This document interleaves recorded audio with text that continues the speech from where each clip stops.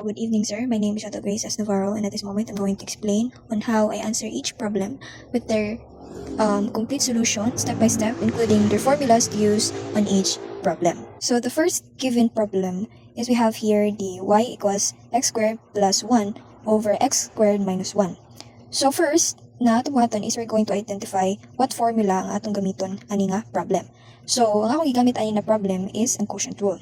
This, which is dy over dx equals u prime times v minus u times v prime over v squared. Next natong buhaton is pangitaon nato kung asa ang v, asa ang u, asa ang u prime, asa ang v prime. So we have here na nadiri ang atong u, which is the x squared plus 1 sa igbaw, and then which is kani na diri sa igbaw, and then ang atong u prime is 2x since ang nadiri or ang given niya is x squared. Next is atuan na sa pangitaon ang v. So ang v is x squared minus 1, and then ang iyahang derivative sa v is ang 2x. So kana-identify naman nato kung asa ang u, asa ang derivative sa u, asa ang v, and asa ang derivative sa v is ato na siyang i-apply sa ato ang formula. So ato na i-substitute dy over dx equals ang u prime, which is 2x, or ang derivative sa u is 2x, times the v, which is the x squared minus 1, minus, so next na product, we have here ang u, which is the x squared plus 1 times derivative of v, which is the 2x. Then, ato lang i-substitute atong v squared, which is the x squared minus 1 squared.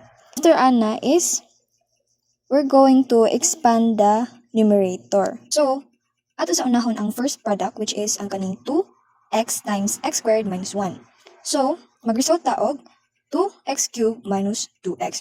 I-FOIL method nato siya ba? Use the FOIL method. And then, same as the second product, which is the x squared plus 1 times 2x, magresulta og 2x cubed plus 2x. And then, copy the denominator, which is the x squared minus 1 squared. And then, after ana is, ato ang subtract. Subtract.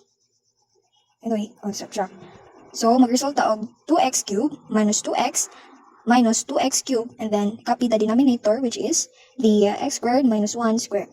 So, after ana is nakita mata na ay same og power, and then same ato sila i-combine like terms. So, we have here, diri, 2x cubed minus 2x cubed is 0, and then negative 2x minus 2x is mag-result og negative 4x. Na. So, ato lang i-cancel ang x, and then mag-result na ni og negative 4 over x squared minus 1 squared.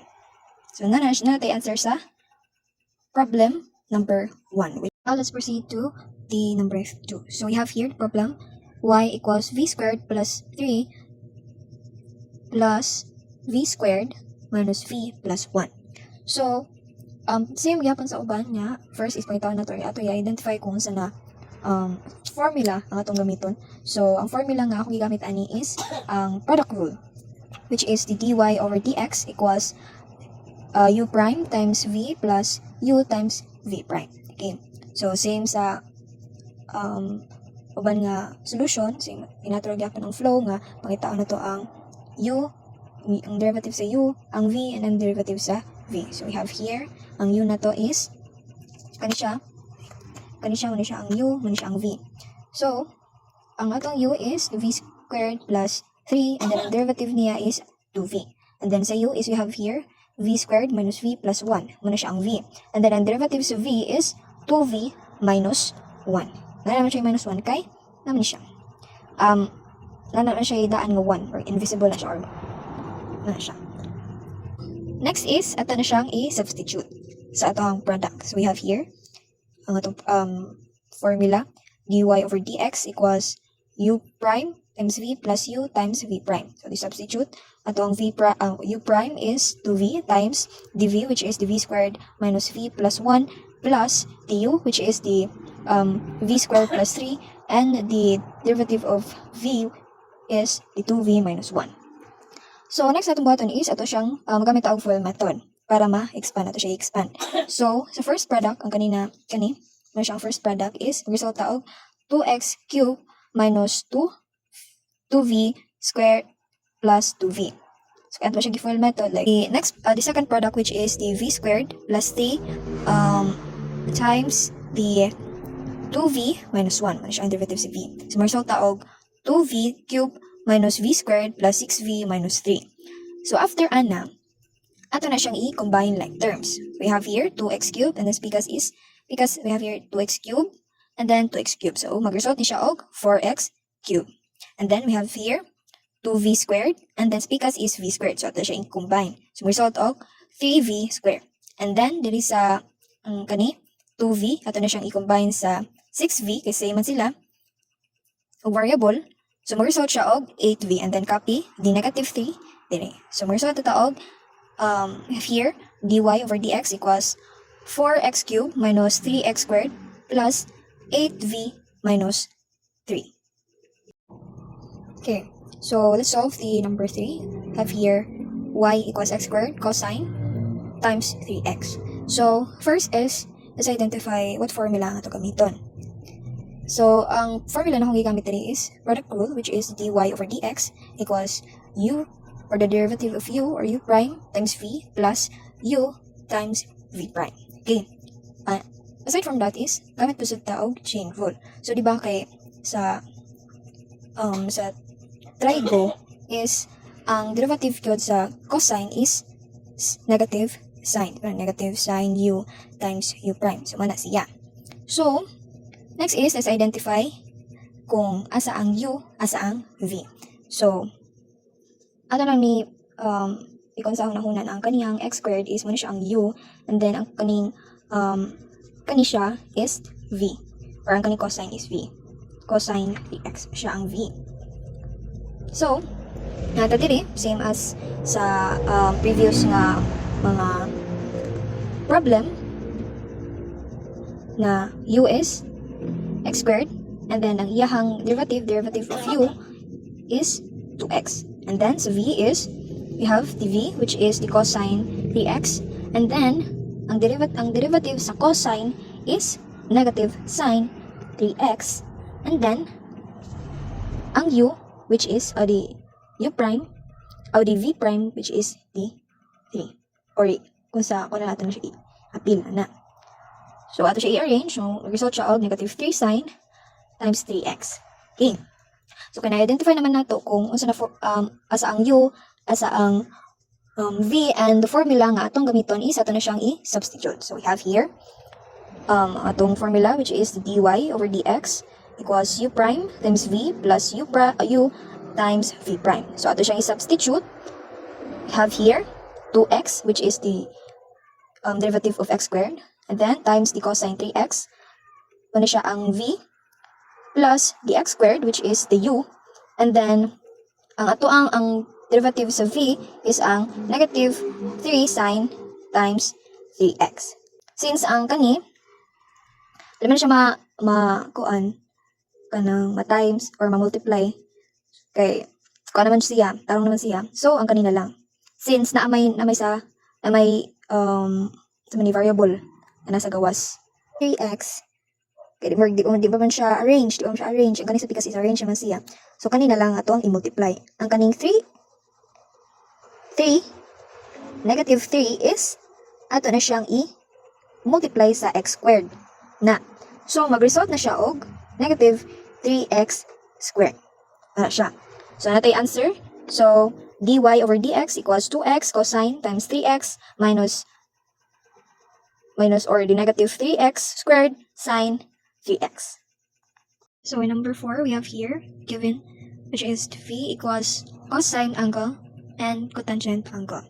So in this problem is, ang ato ang gamito na formula is ang product rule, which is the dv over d angle. Kay angle may gipangita.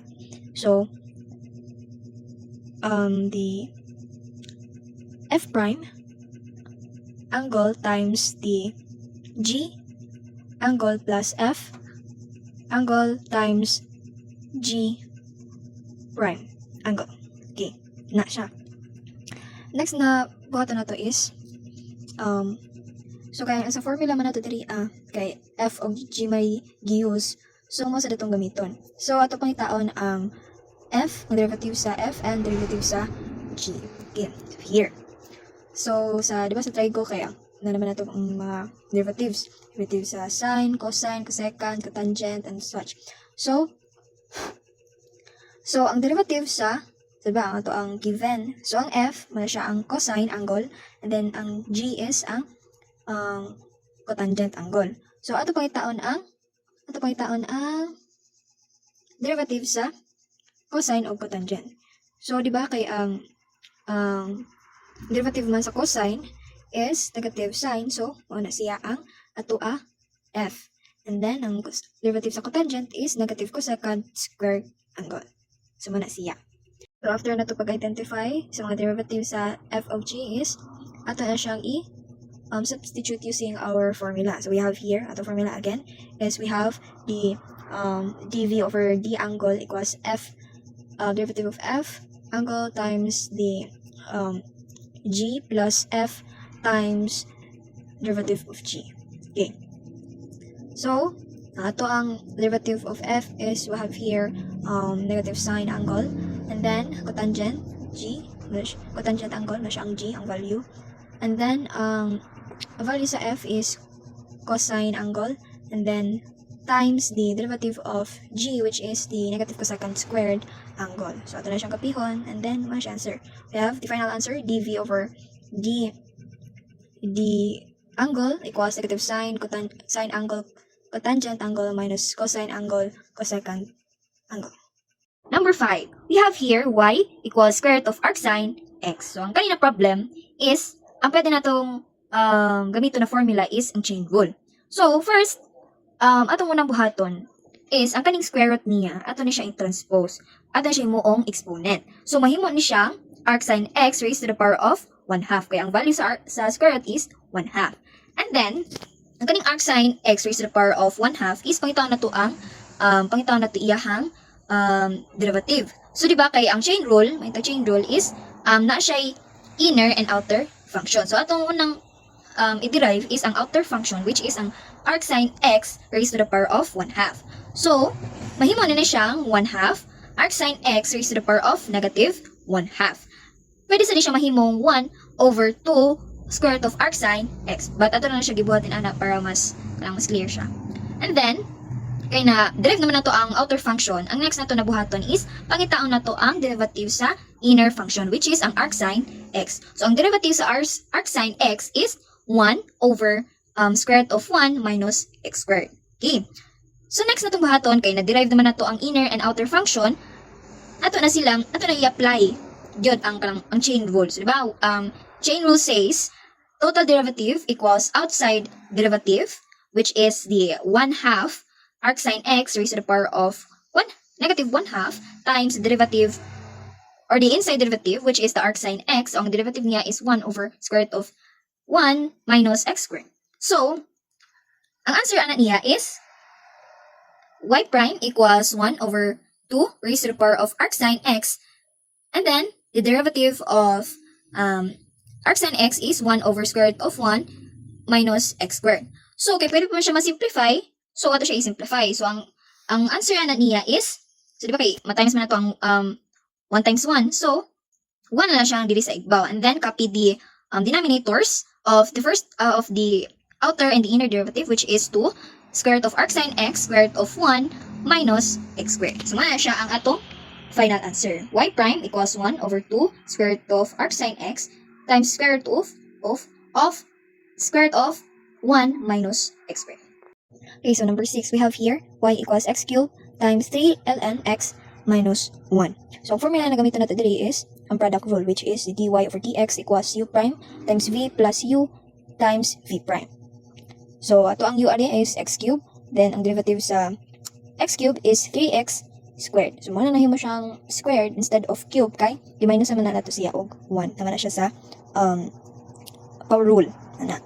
And then, ang atong v is 3 ln x minus 1, and then ang iyahang derivative is siya, times na to. I-times na to sa derivative sa ln x, which is 1 over x.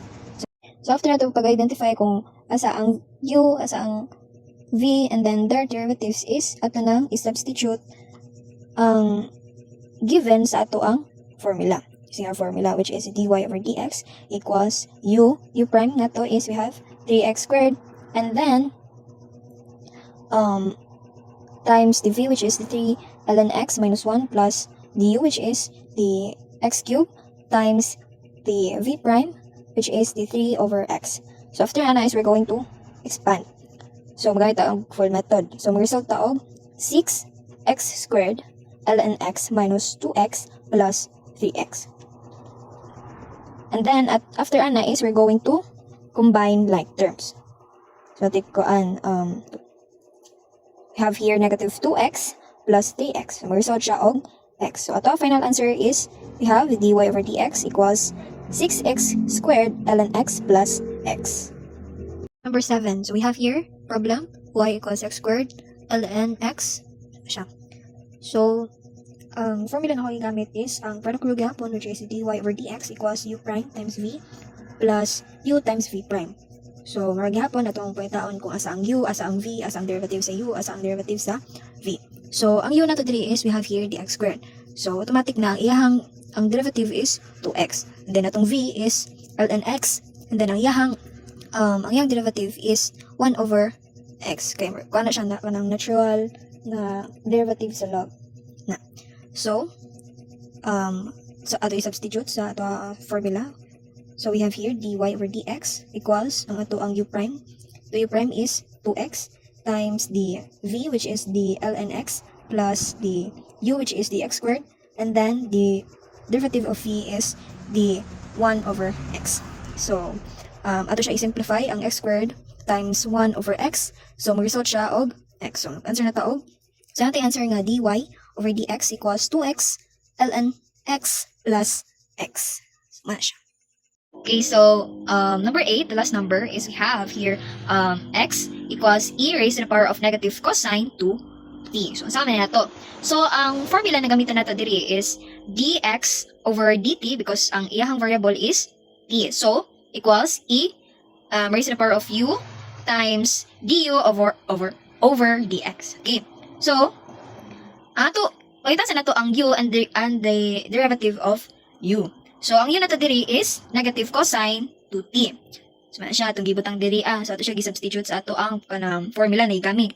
Next is pangitaon nato ang derivative sa u, which is ang kaning negative cosine 2 plus na siya pangitaon. So ang answer ana niya is ang derivative sa cosine is sine, negative sine. And then ang derivative aning sa u, which is ang kaning 2t is 2. So muna siya. We have here, ato siya i-substitute, dx over dt equals e raised to the power of negative cosine 2 times 2 sine, kaya ato siya gi-transpose. So, ang derivative sa u, ang kaning sa 2t is, ang gibalin siya sa front. So, nahimo siyang 2 sine 2t. And then, ato na siya i-transpose, ato siya i-arrange. So, our final answer is dx over dt equals 2 sine 2t e raised to the power of cosine 2t.